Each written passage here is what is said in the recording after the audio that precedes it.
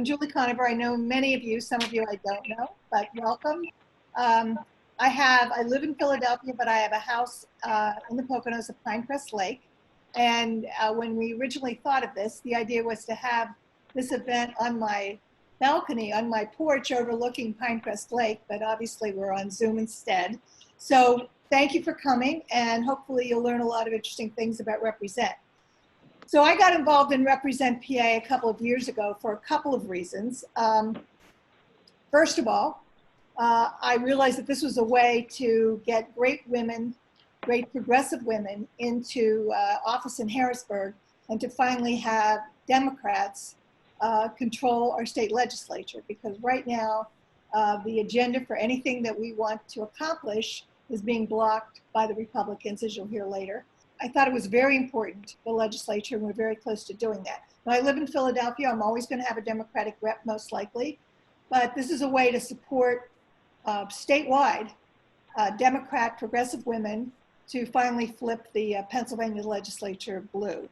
And the other reason I got involved in Represent is I realized that I have the biggest bang for my buck, frankly, because I give every month, and the amount I give would be a rounding error in Joe Biden's campaign or, you know, a senatorial campaign, but it can really make an impact in Pennsylvania in the legislatures. And this year, and another, I think, very important reason is that I think that great progressive women like Danielle and candidates like Claudette from Monroe County can create a certain amount of excitement, and maybe we can have upward coattails, as they say, get a little bit of excitement about Pennsylvania. So whether you live here, whether you vote here or not, it's important to create that excitement in Pennsylvania and flip Pennsylvania blue. So again, I'd like to let Kathy say a few words, and then we'll turn it over to Chris. Hello, everybody, and thank you all for coming. I'm having a bit of difficulty with my computer the last couple days, so I can't get my video up. So I thank everybody for coming. For some of you, it was a last-minute thing. Some of you are friends of friends, and I certainly appreciate it. We are all here for the same reason. We have a need for good leadership, and we think that one of the ways to get it is to put some good women in Harrisburg and have them support a Democratic governor and be there for next year when they're going to be doing the reapportionment. So there's a lot of good things that can occur if we can get the Senate and the House to both be Democratic. So that's a good goal for us to do. And I know we're all looking to do something and not just sit around and worry about what's going on. So I was very happy when Julie asked me to be part of this so we could all get together and start networking and be ready for November. So thanks you all for coming. Well, thank you very much. And to both Julie and Muffy and to Kathy for putting this together.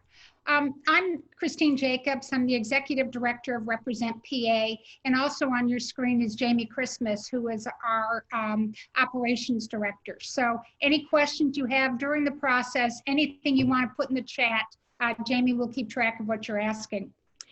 I just want to run through a few things. So Jamie, why don't we put up the slides? And I'm sorry for those of you on the phone, but I'll describe what you're looking at.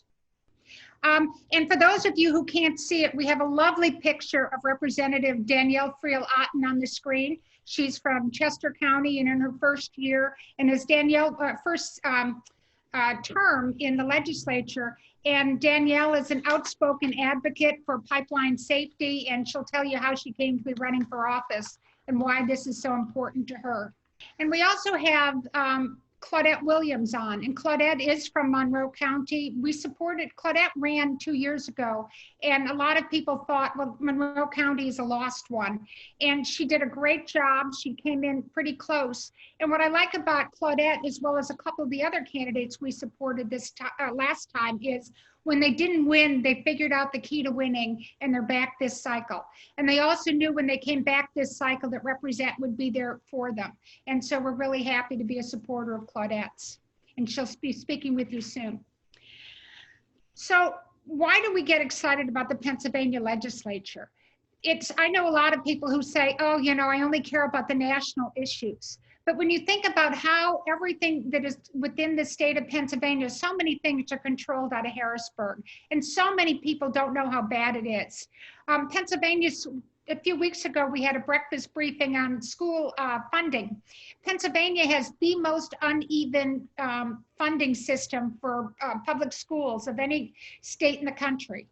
And that ends up with gross inequities between rich and poor school districts. We have the third worst drinking water in the country. And some of that is caused by problems with the fracking industry. And we're doing a talk on fracking in a few weeks. In terms of economic equality, Pennsylvania is the only northeastern state that has a federal minimum wage of $7.25 an hour. It's terrible. It's not very far from a living wage, and it is not consistent with all the other states around us.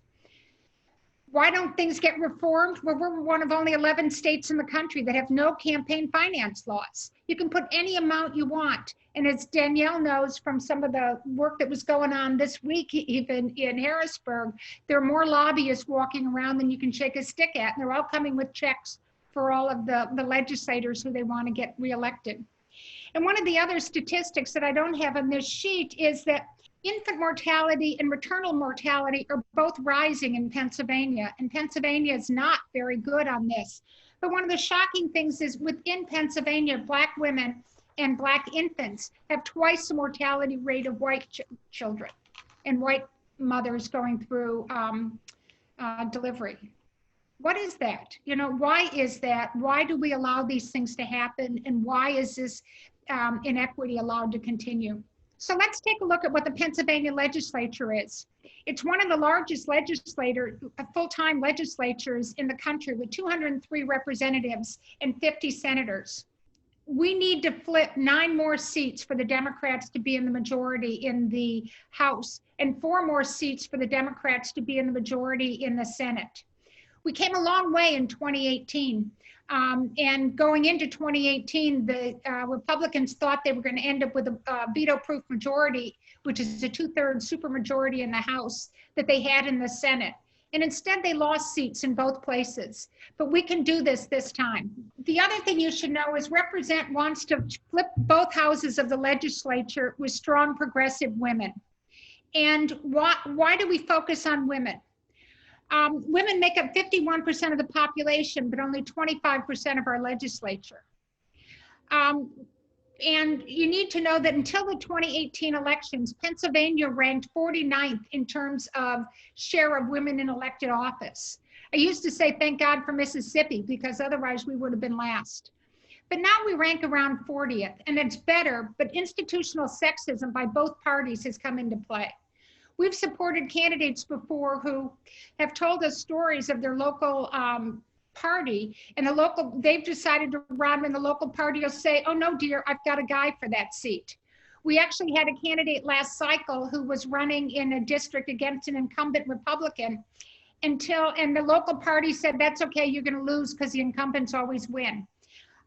So then when the incumbent dropped out, the local party went to this candidate and said, oh, you don't need to run anymore. We got a guy for this seat who we've been grooming for it. And she said, I don't think so. And they said, well, you're a 63-year-old college professor. You don't represent the future of the party. And she said, I don't think so. And she won her primary with our support and is a member of the legislature. You know, women haven't exercised their political power. We haven't voted with our purses. We haven't seized opportunities to support each other. And that's why Represent exists. We want to flip the legislature with strong, progressive women, mostly. If it takes a few men to do it, we'll go along with that also. Right now, you should know that 67% of our state legislature are white men. And that's what this chart gets to, is how gender plays, how within the Senate and in the House. The Democrats are have a lot more variability in terms of a lot higher percentage of women in the House, but not in the Senate. But it's still, this is the makeup of our legislature today. At Represent, we believe in something called reflective democracy. And what does that mean? Well, reflective democracy says until unless our elected officials look like all of us, in terms of race, gender, sexual identity and orientation, religion, education, wealth levels, how you were brought up, what your family issues are. Until we have elected officials who can talk comfortably about all of those subjects and work together on all of those issues, we're not going to have the democracy that we think we have. And that's a fundamental core belief of ours. We like it, helping to make sure that the legislature is a combination of people with all different backgrounds, so that we have lawyers, but we have teachers, we have homemakers, we have nurses and doctors. We have a variety of people. So depending on the issue that comes up, there are a lot of different experts there in Harrisburg. Represent's focus is on gender, no question about it, but we look at all these factors when we examine candidates. Represent has been in existence since 2014, and in our first few years, we were finding our way, but we didn't have a huge impact. You can see that in terms, now I talked before about us being 49th in terms of overall elected office. Until 2018, if you just rank the national ranking of state legislatures, we've been running between 38th, 39th, 40th for many years. We invested $200,000 in the 2018 elections, and that's what brought us to be 32nd in national rankings with 26.5% women in the legislature. But the good news for all of you and for us, because we've been working hard at it for the last couple of years, is that we expect to invest about $400,000 this cycle or more. But we expect to, and that's fabulous. We've already put over $200,000 into races for House and Senate in the primaries, and in early money to help candidates prove themselves and get the word out that they're a valid candidate. And that is making the difference. We don't just give to everybody, though. We have a very formal process that we go through for analyzing candidates. We look to see which seats are winnable. We've met a number of women who are running for seats that are in districts that are 80% Republican, and we think, oh, you're a lovely person, we really like you, but it's not a good investment for our money. If we had infinite funds, we'd love to help you, but we need to put the money behind the seats that we think are flippable. Our goal, flip the Republican seats with Democrats, with women, hold the Democratic seats and protect our women incumbents, and put more women in the D seats. We've had several retirements this year of Democrats, and they were Democratic men, and we've pushed, and through the primaries and through our support, they're going to be seats held by women in the future. We evaluate candidates very tough, and as we go through this next process, you'll hear what's going on, but bear in mind that right now we've evaluated, I told you we need 9 more House seats. The House Democratic Campaign Committee has done an analysis of all the seats and everybody running, and I believe the number is they have 25 seats that they think, 15 seats that they think are very winnable. And of those 15 seats that are winnable, we're supporting 10 of those campaigns are women. 10 of the 15. We also are looking at the seats that they think are emerging, things that they think are really good opportunities. They have 10 of those, and 7 of those we're supporting women candidates. So when I say we want to flip the House with strong progressive women, we've got 17 fabulous candidates that we think can really do it. So we want to hold the seats we have and flip those others. Plus, we do have a few Senate candidates that we like.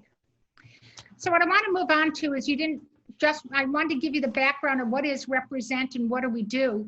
But I want to introduce Danielle Friel Otten, and Danielle will tell you a little bit about why she ran for office in the first place.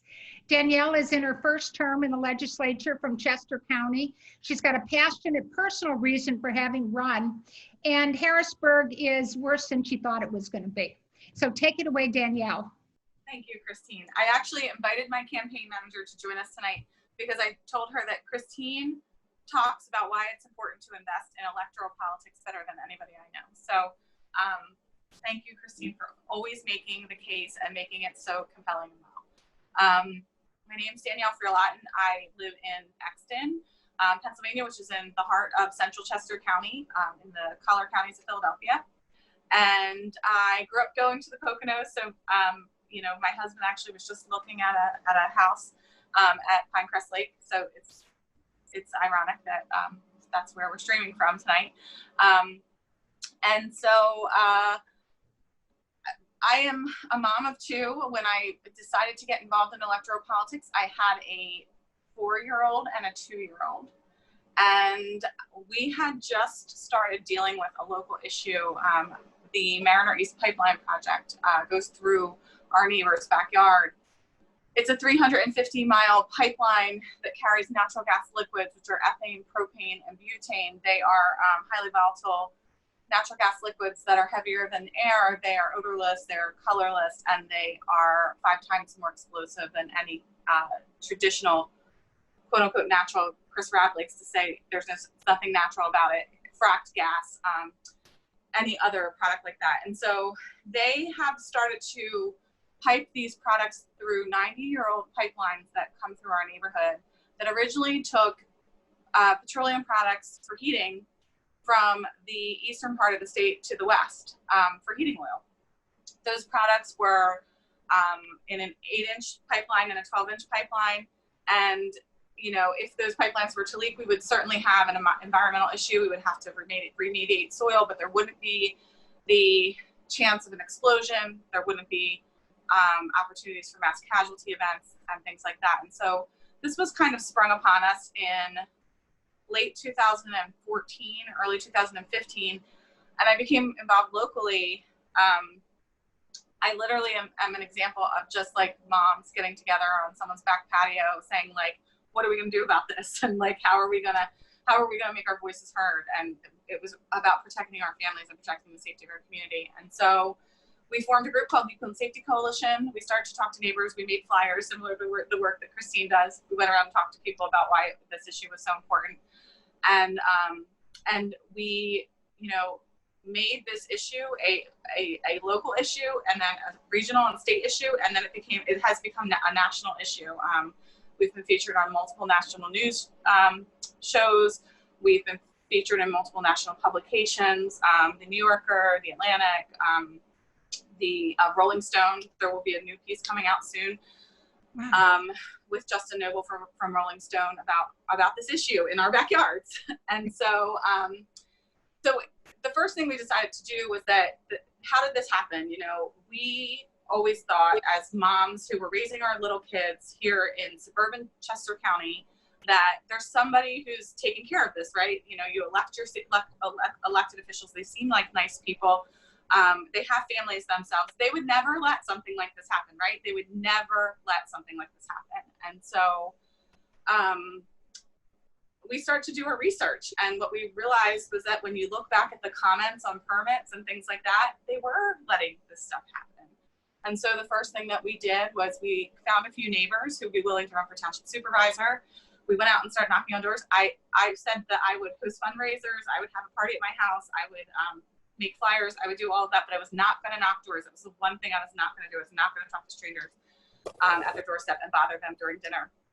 So my friend Sam dragged me out one night after asking me probably 15 or 20 times to do it and me saying no. And I said, take a picture because I'm never doing this again. I'm going to do it once and you can take a picture of me doing it and tell everybody that I knocked doors, but I'm never knocking doors. I will never do it again. I don't want to do this. And, you know, we went out, I made him do all the talking for the first 3 doors. And actually by the 3rd door, I was like, you take that side of the street. I'll get this side of the street. We got this. And so that was in 2017. And I'm pretty sure up until coronavirus hit, I've knocked doors more weekends than not since 2017. So I stepped out of my comfort zone and got involved in electoral politics at the local level in 2017. We won our local municipal seats and our school board seats, and for the first time in history, we had Democrats elected in our township. We never had Democrats. The one Republican who was left decided to quit, and so then we were able to appoint the 3rd, and so our township has been Democratic since 2017, and then that kind of sprung us into 2018. And I was asked to step up and run for the state house. And I thought, that's the craziest idea in the world. I had 2 small kids. My daughter was 2, my son was 4. And, you know, my husband was like, what? You want to do what? And so I really genuinely stepped into the arena in this way because I thought it would be an opportunity to tell our community's story. that would really be an opportunity to talk about how things like this happen in communities like mine. And I genuinely didn't know if I could win. I genuinely was like, this woman's been a legacy in politics for she was in for 3 terms, but she was the legislative aide for the person before her. But the thing that really got me, and the thing that really like made me say that I couldn't say no to this, was that I looked at her finance reports, and it was only for $500 one month, which killed me. But on every single one of her finance reports, the company, Energy Transfer Partners, Range Resources, EQT, the companies that were putting that pipeline in our backyard were making regular contributions to her campaign account every single cycle. And it wasn't even that much money. So it's not like she sold us out for $500,000 in campaign contributions. It was like $500 every cycle. And I just felt so betrayed by that. And I felt like I needed to tell you that. Danielle, if I could interrupt, yeah. I just want to make sure that you all are connecting the dots. I said we have no campaign limit, contribution limits at all in this state, none. So Danielle is sitting there thinking, well, this woman couldn't be selling us out. And of course she's a mom and she's going to be worrying about the effect on our community. And we find out that just isn't true. There are campaign contributions rule Pennsylvania. And sorry, Danielle, I just had to. That's okay. That's okay, but that's true. And that was why I decided, you know, I'm going to just step up because I'm going to talk about this. I'm going to tell this story, and I might not win, but at least people will see the honest look at what this really means, because this is a person who's never really had a true challenge ever in her career. And so we went out and we knocked doors. We knocked doors. The woman who didn't want to knock doors knocked more doors than any other campaign in the entire state of Pennsylvania. We made over 100 attempts to reach out to voters, and we were polling to lose by 10 points. We won by 10 points, which means the polls were off by 20 points. And I'd say that the reason that we did that was the polls reflected that, and the electorate reflected something different, was that our goal was really to talk to, you know, every voter, but really to expand the electorate and bring out people who don't generally vote in midterms, people who think like I did, people who think that you know, there are people who are looking out for us. We elect them to do that. And I don't have to be worried about these things because, you know, we can trust that the people we represent that we elect are representing us well. And so we really made it a strong effort. Senator Muth and I, Katie Muth, who's also a represent candidate, we worked together. We knocked every door together. We pooled our resources like women do. And we just overperformed every poll, every expectation, everything that anyone ever expected. We were a huge upset. Actually, just before I jumped on, Senator Muth sent me an article from the Red State, which is some right-wing publication that's calling her the Elizabeth Warren / AOC of Pennsylvania, who's like become this firebrand. And so really, truly, there's nothing that I don't want to say special, but like there's nothing that special or like unique, or it is unique. But like there was no secret sauce here. The secret sauce was truly like just talking to every voter in an honest way, listening to people, listening to what they care about, what they want to see from politics, and learning from the people that we represent instead of telling them what we think and what they should think. So Danielle, what is Harrisburg like today? What are the kinds of things that you're voting on, and how much say does the minority party have in what gets discussed? So, you know, it's a really tough situation. Like you said, it's worse than I thought. We talked a little bit at the beginning about how this week was a tough week. And it was a really tough week because exactly the reason I ran for office happened on our House floor this week. There was a bill. It was a really great bill. It was a bill that was going to give tax credits to fire and EMS, volunteer fire and EMS. So like it was waiving the real estate transfer tax. So like if you are a volunteer firefighter and you're moving, your real estate transfer tax would have been waived. It's great piece of legislation to encourage. You know, I voted yes on that bill when it went through the House, but then it went over to the Senate. And this is where the special interests come in, between the Marcellus Shale Coalition, you know, the National Chemical Association, the building trades, the governor, there was backroom conversations happening. There were deals being cut. They needed a tax code bill to put this in. And they put a poison pill in this really great bill. And that poison pill, like Sarah Inamorata said yesterday, you know, the petrochemical industry will never waste a good crisis. And so they put this $650 million tax break out there into this EMS bill for future cracker plants and chemical fertilizer companies. So I was just like, that's disgusting. Like, it's even more disgusting that they want to grow our food in petrochemicals with fertilizer. But this would encourage more petrochemical companies to come to Pennsylvania. And we already know what that looks like. We can look to Louisiana. Louisiana, from Baton Rouge to New Orleans, along the Mississippi River, is called Cancer Alley. And it's called Cancer Alley because there's over 150 petrochemical plants that have made that river valley their home. And those communities are predominantly Black. Those communities are 95% more likely to get cancer than regular Americans. And it's because they live with pollution-induced illness. And that is exacerbating the COVID-19 crisis. People there are also dying of COVID-19 at much higher rates than the average American as well, because those pollution-induced illnesses make them more vulnerable to illnesses like COVID-19, illnesses like cancer, illnesses like heart disease. And so our legislature, driven by donors, we're in the middle of an election cycle. It's election time, so all of the donors came for their favors. And this bill passed through the legislature. There were only 38 of us who voted no on it. And it was very, very disheartening because after spending 18 months in the legislature getting to know my colleagues, they know my story. They know what my community has been through, and it was just really hard to know that, like, we've made great strides in the legislature. We've had more women, we have more progressives, we have more environmental legislators in that building, but on both sides of the aisle, we still have a very, very, very long way to go. And so, you know, yesterday was a perfect example of what it's like, and it's like that on different things all the time, whether that's tax credits for EITC, $1 billion in EITC tax credits for private education instead of funding our public schools, or it's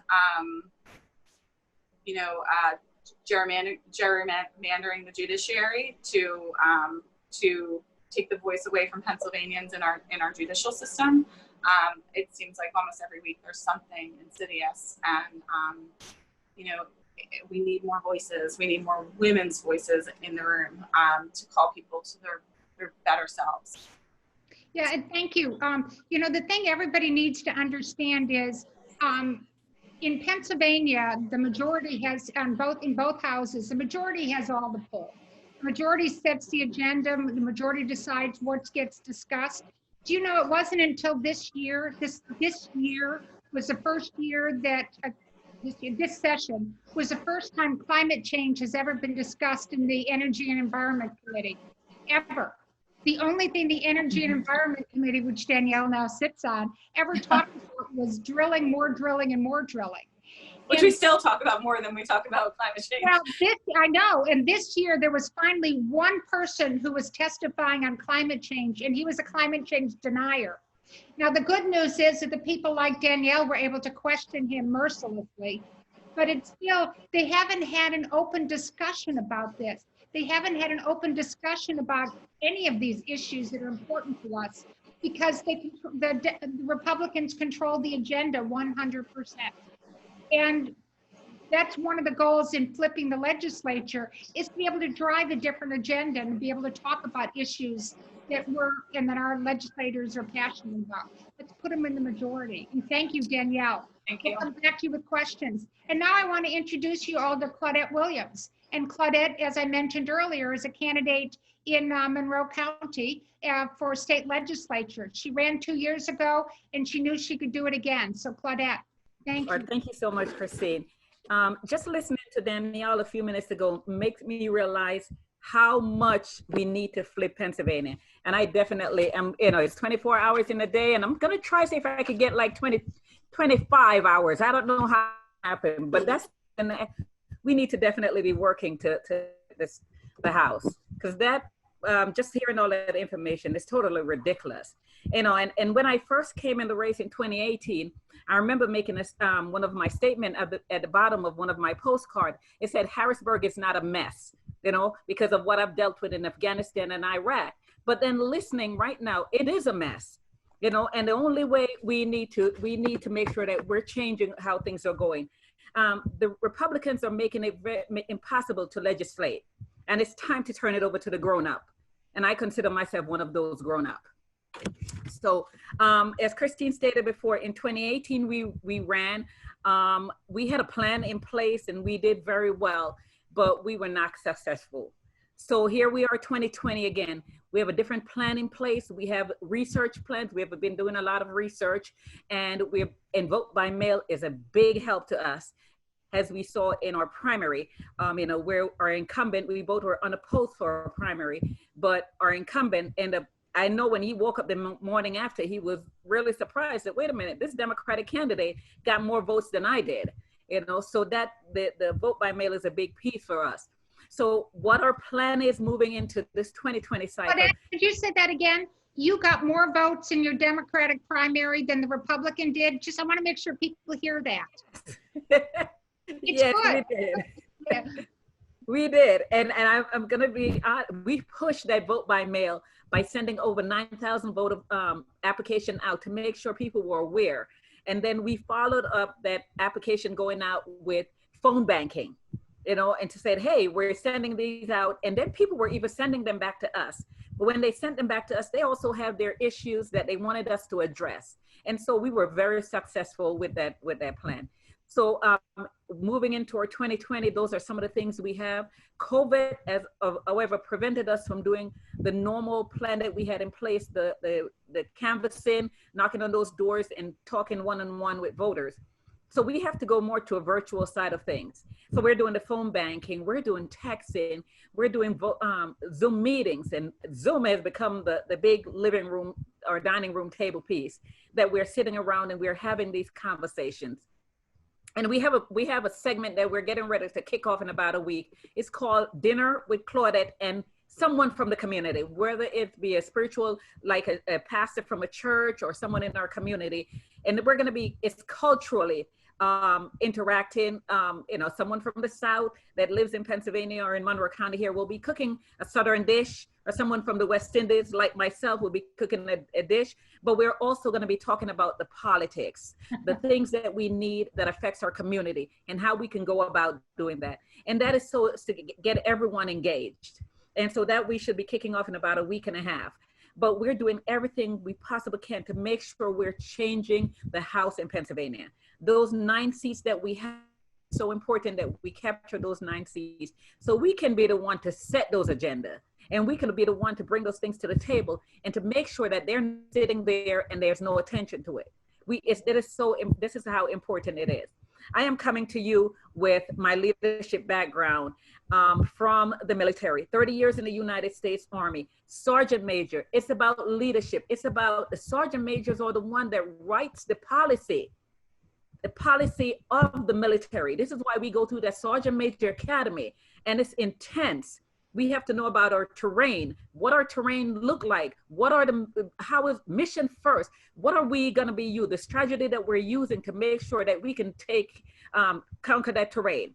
So I'm bringing all of that to you. But not only that, after retiring 30 years in the military, I figured my service was not completed. So I transferred my service from country to community. And now I am the Borough Council President.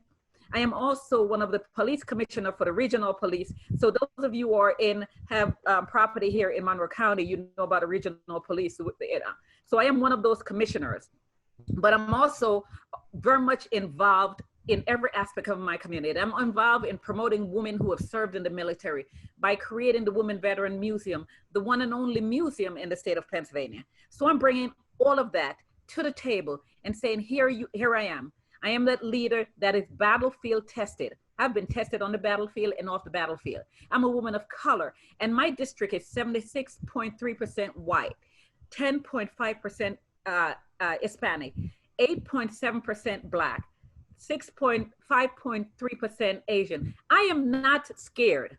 I am not scared. I have overcome all of that in 2018. And I am willing right now to say, this is what we need. And I'm looking out for the 176 district. I am going to be the voice for the 176 district. COVID hit, I am out in my community. I'm feeding the children right when the school closed down because of those families that were on reduced lunches or free lunches. And we're still taking the burden off those families that were now losing their income. So I stepped in with a group of volunteers and we started feeding our community. Then our senior citizen centers, we realized that some of these senior citizen living complex, they were scared to go out. So we bring the food right to their door, set up the table, bring it right to their door. Of course, making sure that we're doing social distance, we're wearing our mask, and I'm still doing it.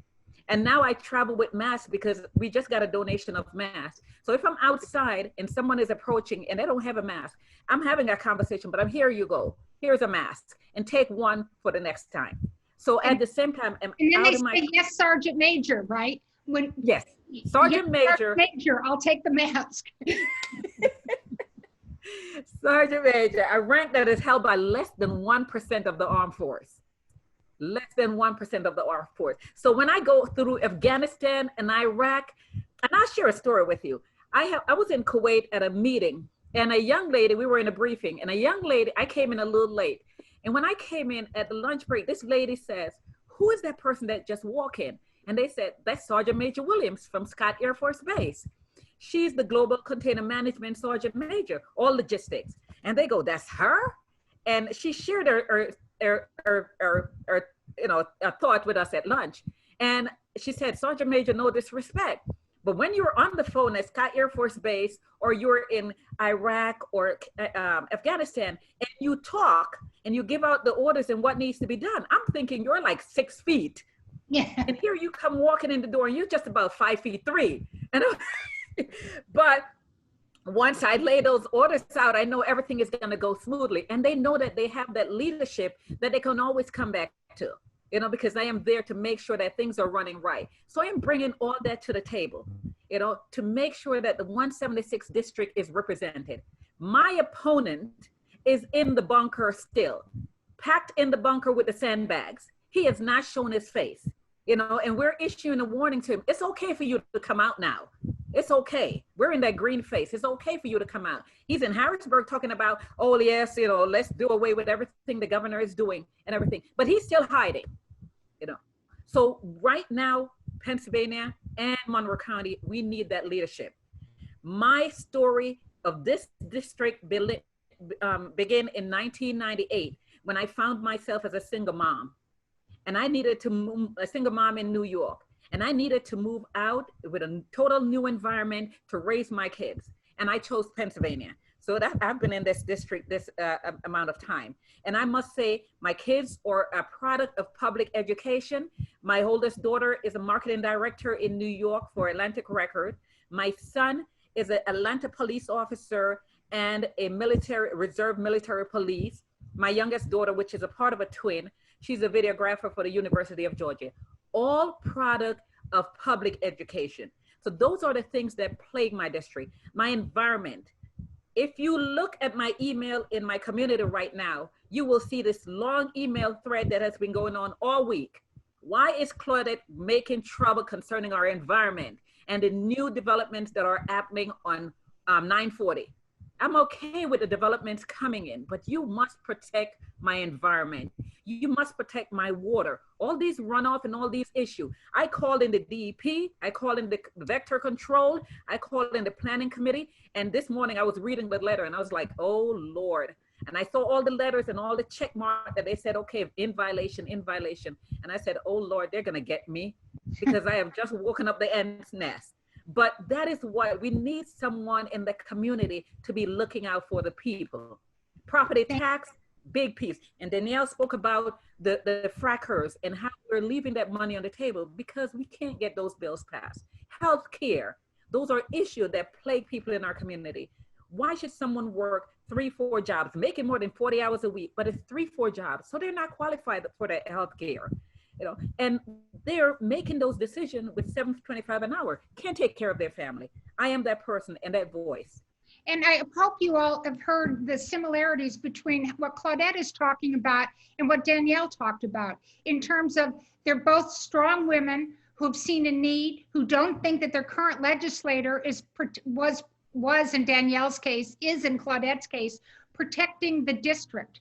But they not only, but if they're not protecting your district or a district, they're also not protecting all of us in Pennsylvania. And that's why we look for women like this to support, women who have strong, who aren't gonna let anybody roll over them, who have ideas on how to support their people, and then wanna go out and work for all of Pennsylvania. And so thank you, Claudette. I think we have a question. Peggy, did you have a question? To both Claudette and Danielle, what's it like running for office in the age of COVID? Is it a lot more expensive? I'll let Danielle go first. Danielle, is it more expensive to run this year? We're such women. I was going to say I'll let Claudette go first. My dog just came in and he wants to talk too. It is more, you have to be a lot more strategic, and it will be more expensive because the way that you get your brand out there and your name out there, is through, is through mail, and hopefully not TV. I keep saying I hope that we don't have to go on TV, but it potentially could be TV, digital ads and Zoom and all these different things that we, instead of being able to get out onto the doors like we used to, we have to find other ways. And so in some ways it's easier, like Claudette mentioned, the vote by mail has been really good for strategic campaigning. We're able to mail to the people who are gonna vote by mail. We can ID those people, and then we can take them out of our universe when we know that they're gonna vote for us, and we don't have to keep spending money to get that vote. So there are some ways we can save money with vote by mail and the way that we're doing things, but then there are other ways that we're going to have to spend to make sure that our names are out there and our voices are out there. And for someone like Claudette, she's running for the second time, so she's going to have more name recognition this time around, and that will help her a lot. But incumbents have a lot more support. We are able to send out newsletters through our legislative office. People are contacting us all the time, so we have that opportunity. But especially for people who want to flip seats, it's going to be a lot more expensive this year. Claudette, are you finding that it's different this time than last time? Is it different expenses or?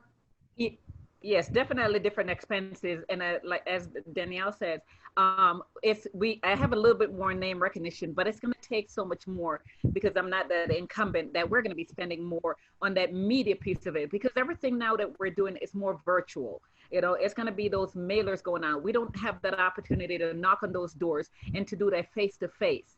So we're going to make commercials. We're going to be need more of that. And I must say once again, thanks to Represent PA for taking me on a second time around, and everything that you guys have done has been very, very helpful. So I so appreciate the contribution that you guys have made and the encouragement, and even these Zoom, just to go out there and to be able to express ourselves. I really do appreciate it, but it will be more expensive. We looked at our budget in 2018 versus our budget now, and we're crying, but we know that it has to be done. And we're trying to figure out how do we maneuver the terrain, making sure that we accomplish what the mission, what we're setting out to do. And like you said, being strategic in how we do it, and to make sure that we can afford to do so. So yes, definitely more expensive. Well, we're very proud of both of you. Claudette, we're proud that you decided to run again and that we could support you. And Danielle, I'm so proud of the work you're doing. You haven't given up the spirit since you've been there. Any other questions? Are there anything people want to ask these two fine candidates? A question for Danielle, and that's that, so I've been watching, and our dear legislators, your peers, seem to want to veto a lot of, or take down a lot of Tom Wolf's power in Harrisburg. They seem to want Pennsylvania to become Alabama, Texas, or Arizona. Can you explain this to me, please, in 10 words or less? I wish I could explain it to you. I can't explain it to you. It's insanity. But it is their mission, is really to strip the governor of his power. And I think in their weird way. It's conservative, local, like bringing the government closer to the people. But I'd say, I'm sure Claudette would agree with me on this, in a crisis and in a pandemic, we need centralized leadership. This is one of the moments where we truly do need centralized leadership and strong centralized leadership.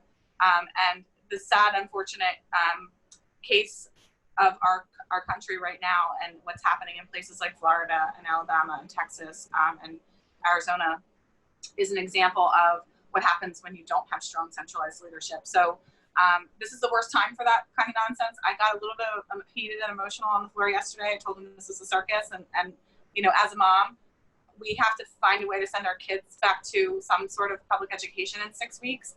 And I'm just disgusted that they're continuing to have this conversation. Claudette, what committee do you want to be on when after you're sworn in January?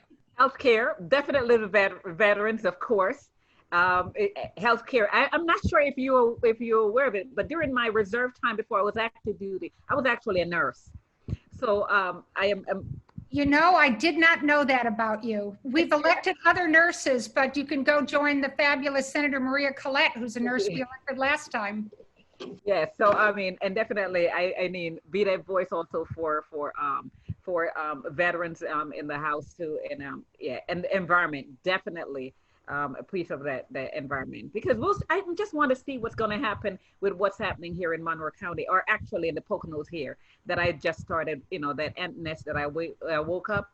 I'm curious as to see, and I should have a group of people at my borough meeting on the 3rd.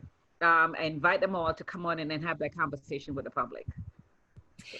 Thank you very much. And I did not know that about you. I'll put that in my speech the next time I introduce you, that Claudette is a very unaccomplished person. Throw in nurse on top of sergeant major, you know.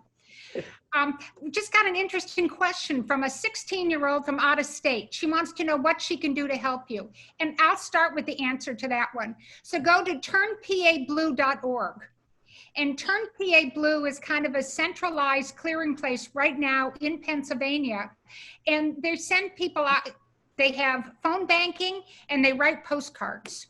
And so if you go to turnpablue.org, they have different events for the different candidates. They highlight different candidates. They'll do a phone bank for somebody and everybody is on Zoom and you're all making phone calls together, and it's a group effort. But it gives an opportunity for people to sitting in their living rooms to really, no matter where their living rooms are, is to really help some of the candidates. So I highly recommend that one. And one other thing, I know some of you are out of state, and early on, Kathy Manzella brought up the fact that redistricting is coming. Do you know, in 2011, there was a campaign, well, 2010 actually, for the 2010 elections. There was a campaign that was referred to as the Red State Plan or something like that. And they figured out what states had district lines drawn by the state government, and therefore which state governments did they have to flip. And Exhibit 1, and there's a wonderful book, and if you'll excuse the name of the book, it's called Rat Fucked. And one of the things that they emphasize in that book, Exhibit 1, is Pennsylvania. And they figured out that for a grand total of $3 million in contributions all over the state, they could elect enough Republicans to take over the leadership. Those Republicans would redraw their own districts to make sure that they could stay in office, and they would redraw our congressional districts. So after that redistricting on the congressional side, where Pennsylvania has always been a roughly 50-50 state, Republicans, Democrats, we had 13 Republican Congress people and 5 Democrats because the lines were drawn in such a way. Now, I know our state Supreme Court a year ago or 2 years ago changed that around, and now we have equal numbers of Democrats and Republicans in the House. But that's going to change again after this election. And it's yet another reason that we have to make sure we turn PA blue, so that we can get people like Claudette and Danielle drawing fair lines and working on fair issues so that Pennsylvania can thrive. I want to thank Danielle and We have one more question. Oh, okay. Sorry. Ellen, go ahead. Hi, thanks for calling on me. I didn't see that. Great. Claudette, I've met you at the Top of the Mountain Democratic Party at a fundraising dinner that we went to. And I live in Lake Naomi Timber Trails, that community, which normally just empties out like crazy come September, October. But I'm starting to see a lot of people deciding to live here full time this year because of what's going on with COVID and the schools not opening in New York and so on. And I haven't talked to Stan recently, but is it possible to get a list of all the real estate transactions and do a mailing to the new residents and say, hey, if you're registered in New York, your vote can count a lot more in Pennsylvania, something along those lines? Just a thought. Okay, yes, I will definitely have a conversation with Stanley about this, and we'll definitely to take this into consideration and promote then that change in registration. So that will be a big help to the 176 district. So thank you. I think a lot of these people may already be registered Democrats if they're coming from New York. It's just we want them to change from New York residency to Pennsylvania, which they could if they're living here full time in the fall. Right. And if they go get a new driver's license through motor voter laws, if they get a new driver's license in Pennsylvania, then they can change their registration right there too. And maybe that could be a piece that we do for a part of our phone banking and just make targeting a phone bank in that sense. Right, and we've told Stan if he's got a mailing, you know, he drops off a bunch of things in our house and we'll, you know, do the stuffing and so on for him. So hopefully that could help. Appreciate that very much. Thank you. And feel free to contact those of you who live in that area. Feel free to contact Claudette with anything you need. Otherwise, contact Represent PA and let us know how you felt about this. How can you be part of the overall Represent movement? You can host an event like this for any number of your friends. I used to laugh last cycle that I would appear in living rooms all over the Delaware Valley. Now I think I'm appearing on a lot of computer screens. But it's okay, it's what I do. You can also, we do, you know, I talked earlier about some of the big issues. We have, we call them our breakfast briefings. I think this one should say July 31st on fracking. I think I wrote the wrong date. But what we do in our breakfast briefings is really help to connect the dots on issues. So tomorrow morning at 8:30, as I mentioned, we're talking about policing in Pennsylvania. Joanna McClinton is going to be speaking, and we spend about an hour talking about an issue, introducing a few candidates, and helping people to understand that if you care about what's going on in Pennsylvania, care about these issues. July, and I think it's actually the 31st, it's a Friday morning, we're going to be talking about fracking. And we're going to be talking, we have somebody from Conservation PA who's going to come in and talk about, you know, all this stuff that Danielle mentioned. You know, we got the trades who want to worry about jobs, and we have the environment that we're befouling. What are the issues? And Danielle also mentioned one of her peers. The woman she mentioned is now the cross between AOC and Elizabeth Warren of Pennsylvania. Senator Katie Muth is going to be part of that discussion on July 31st. All of these kind of events that we do are on our website. They're and you can go in and watch past ones. The one we did 2 weeks ago was on how the fair funding formula is not so fair for education funding in Pennsylvania. And finally, you can give money to us. We have a strong allocation system. We figure out how to give candidates money at various levels, but there are wonderful women who are representing us and want to represent us in the legislature, and you can help us make a real difference. We have the $10 a month plan. You can give in however you want. I've said that for that 16-year-old who wanted to know how she can help in outside the state. You can give money to us in any quantity, and we're going to allocate it. We're about to go through our allocation process for our next set of endorsements, and just help the cause, be part of our group. And so thank you very much. Thanks again to Danielle and Claudette. You were fabulous. Thank you to our hosts, Julie, Kathy, and Muffy. And it was just a lovely discussion. I really appreciated it all.